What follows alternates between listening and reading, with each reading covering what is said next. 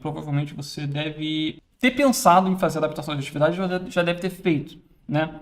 Se não fez, pensou em fazer em algum momento, não é? E pode parecer um pouco complicado. E esse é o problema que eu quero trazer aqui. Por que parece complicado? Adaptar parece complicado quando ela não funciona. Atividade adaptada, eu vou botar aqui, atividades adaptadas. Vou botar diferente, né? Vou botar em adaptar atividades. Parece complicado quando não funciona. Porque quando você começa a acertar na adaptação de atividade, seu aluno começa a ter resultado e você consegue ensinar o seu aluno de uma maneira mais fácil, e você vai começando a não ter mais dificuldade na adaptação, e aí o que parecia antes ser complicado não é mais complicado, né? Isso é óbvio. Mas quando a gente começa a ter pequenas vitórias, pequenos acertos, o que era antes uma coisa gigante de difícil, de que não vai demorar muito, vai tomar muito tempo, começa a ficar mais fácil. Mas o problema é que quando você está com essa impressão de que parece complicado e não alcança resultado, você entra num ciclo, né? Um ciclo que diz que você tenta, você se esforça e a adaptação não funciona, o aluno... que é uma adaptação que não funciona para começo de conversa, né? Para começar nosso papo aqui, o que é uma adaptação que não funciona? Adaptar não funciona quando? Adaptar não funciona quando o aluno não consegue, não faz atividade. Só o fato do aluno não fazer atividade. Se entregar atividade, colocar na frente dele, ou entregar para ele, ou passar para ele levar para casa, ou colocar no quadro. Enfim, independente do formato que você está entregando isso, você pedir para ele acessar é ótimo. Você pedir para ele abrir o livro numa página e fazer uma atividade. Ele não faz. Aí você entrega uma atividade, passa verbalmente uma atividade para ele fazer, faz uma pergunta para ele. Ele não responde. Aí você coloca alguma coisa no quadro e ele não... Pode até copiar, mas não faz. Ou você você imprime uma folha, entrega para ele fazer, ele não faz. Ou você passa alguma coisa para ele fazer para casa e ele não faz. Ou quando chega pronto, você percebe que não foi ele que fez, foi os pais que fizeram. Não é? E isso acontece com muita frequência. O aluno não fazia atividade. E você pode até investir seu tempo ali naquela adaptação, né? Você tentou adaptar da melhor forma possível, com o que você tem de conhecimento, com o que você tem de experiência, com o que você tem de técnica, com o que você tem de repertório profissional, né? Você, com base na sua jornada de vida profissional, você adaptou aquela atividade ali da melhor maneira possível, com base em tudo que você já estudou e já viveu. Ok, você colocou tudo ali naquela atividade, e o aluno simplesmente ele não fez a atividade, e ele pode não ter feito por N motivos. E essa adaptação não está funcionando, né? E que motivos são esses? Tá? Podem ser vários motivos, na verdade. Eu quero fazer uma listinha aqui com você. Não teve tempo. Ele não teve tempo. O tempo que ele precisaria para pensar ali. Né? Ou ele não entendeu. Não entendeu o que era para fazer. Pode ser vários motivos. Né? Pode ser vários motivos. Ou não era acessível. Pode ser. E essa acessibilidade se estende à acessibilidade física, acessibilidade sensorial. O que é acessibilidade física? O que ele precisava tocar para fazer a atividade, ele não tinha como fazer. Por exemplo, se ele precisava escrever alguma coisa, ele não tem a habilidade motora da escrita desenvolvida, não era acessível para ele. Ele até sabe escrever, mas não com o lápis e o papel, por exemplo. Então, não era acessível para ele. Isso é um problema de acessibilidade. Ou então a atividade foi entregue em formato impresso, mas o aluno é cego.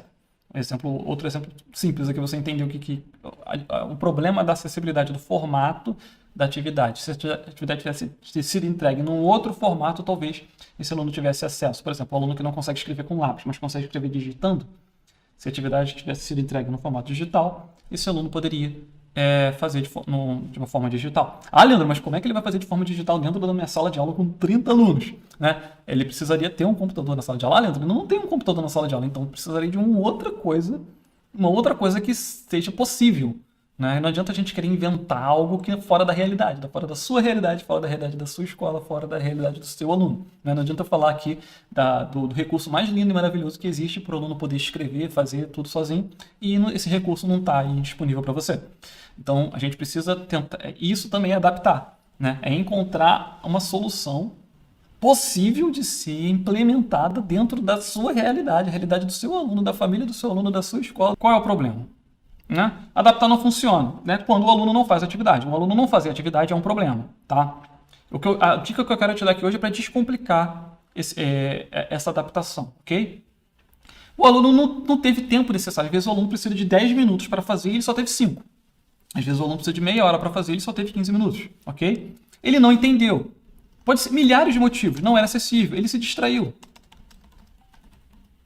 Ele pode se distrair. Aconteceu alguma coisa externa na sala, bateu alguém na porta, veio alguém falar sobre alguma coisa na sua sala e o aluno se distraiu e aí não teve tempo. Enfim, 1 milhão de coisas podem acontecer, mas normalmente vamos focar no aluno com deficiência aqui, tá bom? Isso aqui pode acontecer com qualquer pessoa, tá? Não teve tempo também, pode acontecer com qualquer pessoa, tá? Não entendeu?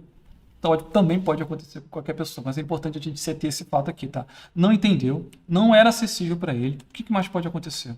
Ele não consegue fazer por N motivos. É o caso da acessibilidade. Eu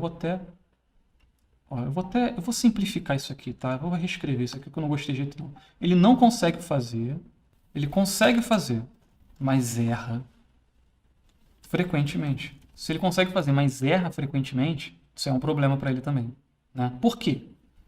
Se ele não conseguir fazer, já é óbvio. Ele conseguir fazer, só que ele faz. E quando ele faz, ele erra, aí a gente cai num outro problema. Qual é o problema? A desmotivação, o desinteresse, a apatia em relação à escola. Isso são consequências decorrentes do erro com frequência. E alunos da educação inclusiva tendem a experimentar esses sentimentos desagradáveis e prejudiciais ao aprendizado com mais frequência do que todos os outros alunos. Por quê?